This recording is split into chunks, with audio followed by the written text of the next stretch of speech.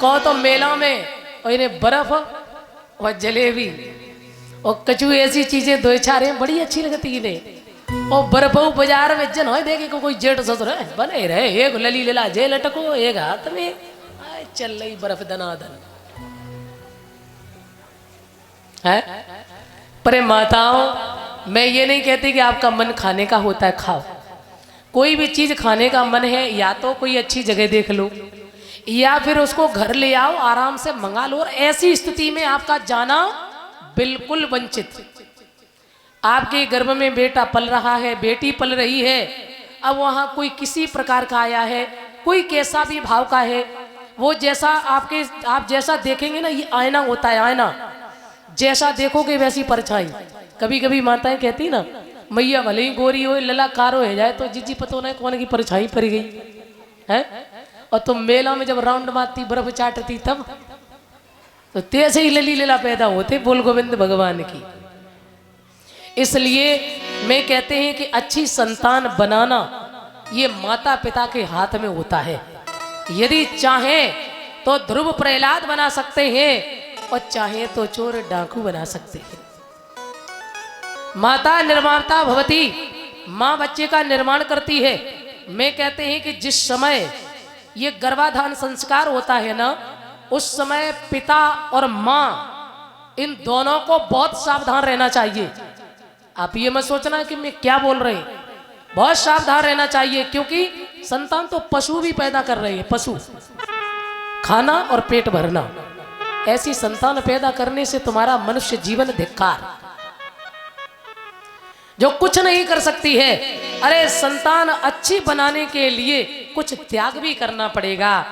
विनम्र बन जाओ, बिना नहाए भोजन मत करो। जेना ईमानदारी की दद्दा चिड़िया मोन धोए पाती ताके पहले भसूका मारी देती जे, सच्ची आपको बताए रहे।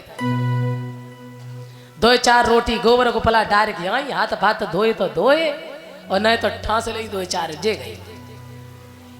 हाँ ये जो मलिच्छपन होता है ना इन माताओं की संतान कभी जीवन में उन्नति नहीं कर सकती है, ये लिख लेना मेरी बात। और जो मैया घर में बिना नहाए भोजन बनाती है,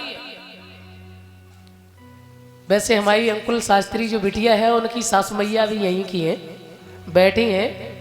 तो वैसे बिटिया तो नहीं हमारी बड़ी समझदार है अच्छी है, कोई बात के अंदर कमी ना हो क्योंकि अच्छी वक्ता है वो भी, ऐसी बात नहीं है। और मैं बहुत अच्छे से उससे परिचित भी है और बेटियों में अच्छी कथा वक्ता है वो। तो मेरे सज्जनों क्योंकि माताएं जो है आपका विशेष रोल होता है। पिता एक बार घर से बाहर भी रहता है और तुम जन्म देने के बाद भी बच्चे के पास जितना रहती हो ना उतना पिता नहीं रह पाता है। इसलिए पिता का दायित्व तो है लेकिन उससे ज्यादा माँ का दायित्व होता है। आप जैसी चाहो वैसी संतान बनाओ। तो माताओं सुबह जो ये लक्ष्मी होती गृहिणी होती हैं, यदि आप नहा के भोजन बनाओगी तो सच में आपके पति की सदा उन्नति होगी। आप लक्ष्मी हो, घर को आगे बढ़ाने वाली हो और तुम ही जब ये काम करोगी दरिद्रपन के तो घर में उन्नति नहीं हो सकती है। और ऐसे ही घर में बुद्धियां जैसा खाओगे अन्न वैसा बनेगा मन। जब हम बिना नहाए धोए बनाए रहे हैं, शाम को भी दिशा मैदान गए, हाथ पैर धुल लिए सो गए, रात्रि में भी पता नहीं क्या कैसा शरीर रहा, सुबह जगे न नहाना न फ्रेश होना ढंग से, अल्ले रसोई घर में पहुंच गई। तो ये नहीं करना चाहिए, हमें बहुत कुछ सीखना है। और मैं कहते हैं माता सुनीति उसके पति ने त्याग कर दिया था पर एक पर्णकुटी में रहकर उस माँ ने त्याग रखा अपने जीवन में और केवल पतिव्रता धर्म को निभाती रही। आजकल की माँ तो कुछ और ही कर बैठती।